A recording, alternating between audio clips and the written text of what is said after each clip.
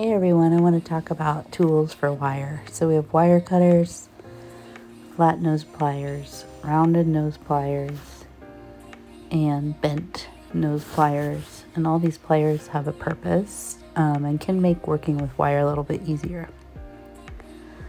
Alright, when you're going to make links or earrings, you want to be sure that you start off cutting your wire into equal lengths. So you need to get a ruler and you can cut it into 1 inch, lengths. If you're making a bracelet, you might want to cut 10 lengths or sections. If you're making earrings, you just cut 2 and so on. So you always want to make sure you measure your wire before you start bending it, because once you start bending it, you really don't know what length you started with. You can see here one is a little bit longer than the other, so I'm going to go ahead and cut one more, just like if I were getting ready to make something more than 2 lengths, I would just keep cutting. So wire cutters are nice to use. We have some smaller ones like the pink handled ones that I have, and then we leave ones up by the actual wire. Alright, so here I'm comparing those 3 pieces of wire. I'm going to choose the ones that are the closest in length, which is 2 inches, and set the other one aside. Alright, so I'm going to use some rounded nose pliers to show you how to bend wire. It's always easier to grab the wire real tight and then move the wire around the pliers so you're not twisting your wrist too much. So you can notice I'll put the wire where I want it, and then I'll bend the actual wire kind of around the pliers.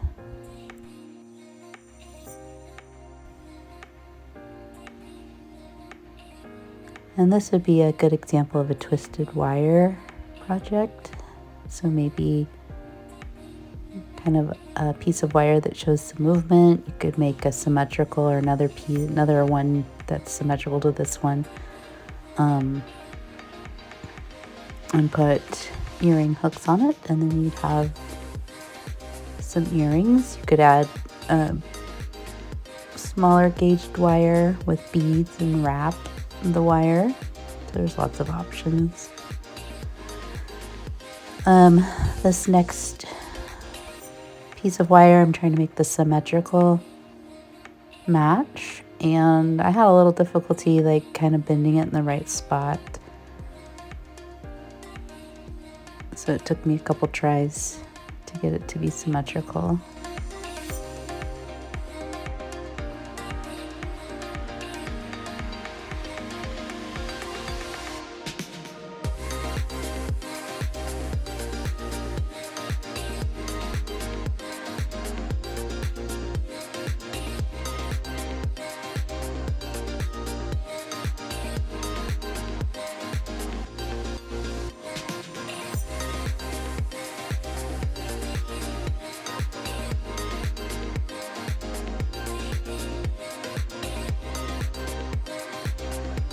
I know I put it up there, but whenever you need leverage, you can always use the bent nose pliers and another pair of pliers to really kind of add more strength and not just rely only on your grip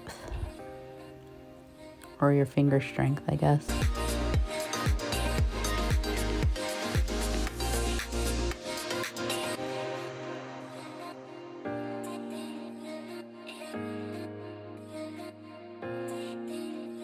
As you can see, this second one was really giving me some difficulty, but I just kept at it, and instead of starting over with a new piece of wire, you can use the tools to bend, and you can use the tools to flatten. So if you just kind of bend where a curve is with the flat nose, it'll kind of straighten it back out.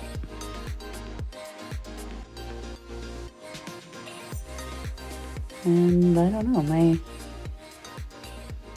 think this was my third attempt to get it symmetrical. It kind of just worked out. So it shows that even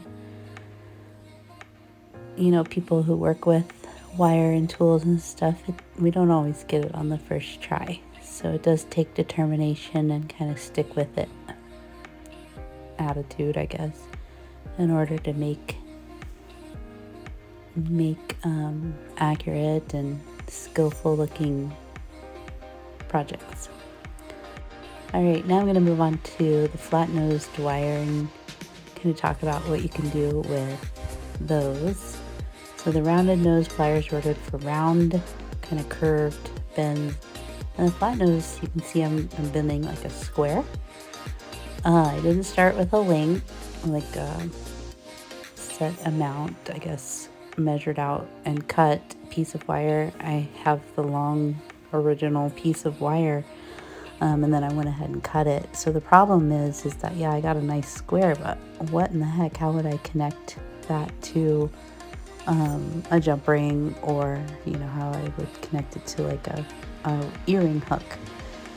So this time around, I'm going to go ahead and measure that 2 inches again. And I'm going to think a little bit more about the engineering, I guess, if you will. Like if I wanted a square, I need some way to hang it, attach it, if it's a charm, to a bracelet, attach it to an earring hook. So I'm going to use the round nose pliers to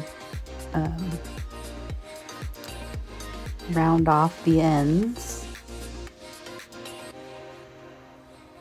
So 2 loops on either end of that 2-inch wire with the round nose pliers. And then, oops, grabbed the wrong one. The flat nose, then I'll bend it in half, symmetrical with the flat nose. So I just grab and then just bend that wire right along that flat edge of the pliers. So I get a nice 90-degree angle.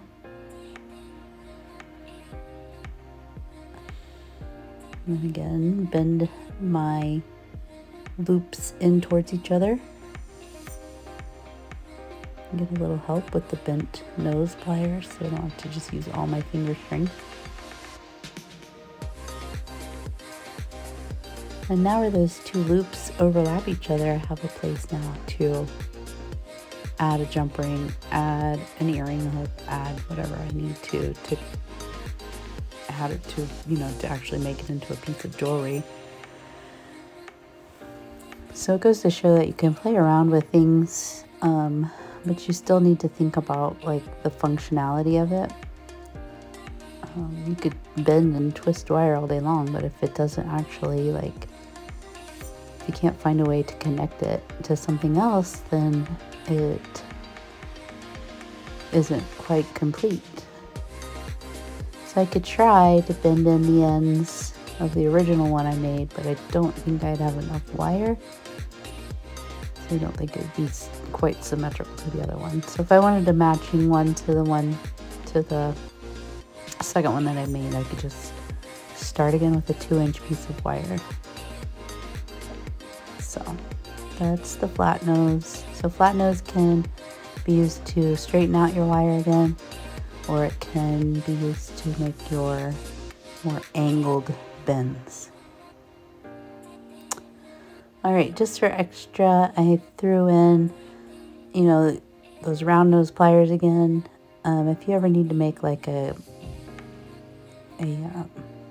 clasp for a necklace or a bracelet, you can make a little S curve basically, and they're pretty easy to do. It's pretty small, I don't know if you can see it or not, but and then just snip it off and you can connect that, attach it to a jump ring, and have a clasp for your necklace or bracelets. So I hope that helped a little bit with tools. Thank you.